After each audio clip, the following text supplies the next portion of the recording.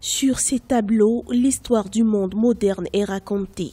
Entre l'industrialisation et ses réalités, et même tout ce qui concerne le vécu quotidien des hommes qui l'entourent, le photographe ivoirien Franck Fanny fait parler son inspiration dans un réalisme propre à lui.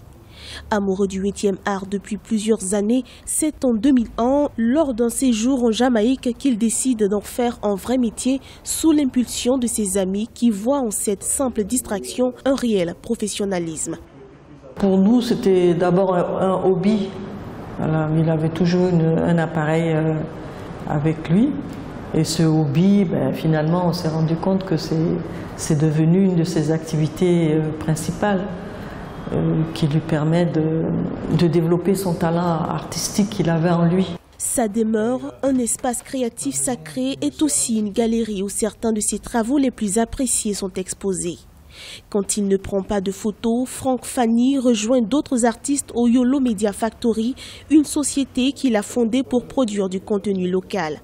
Avec eux, il partage sa vision d'une photographie ouverte sur le monde. Il se plaint que les photographes africains sont souvent mal représentés et aimerait que les artistes du continent soient reconnus sans étiquette. Que je n'aime pas du tout, parce que souvent, lorsqu'on s'adresse à des artistes en provenance de chez nous, on va parler de l'artiste contemporain africain, non, nous sommes des artistes.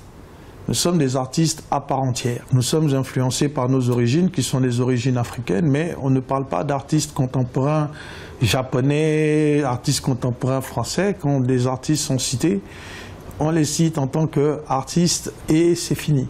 Franck Fanny a déjà présenté ses travaux dans plusieurs pays américains, européens et africains. Sa plus récente exposition s'est faite lors de la 13e édition de la Biennale de l'art africain contemporain de Dakar, ouverte du 3 mai au 2 juin 2018 au Sénégal. Une participation où il a décroché le prix de l'Union économique et monétaire ouest-africaine d'une valeur de 5 millions de francs CFA.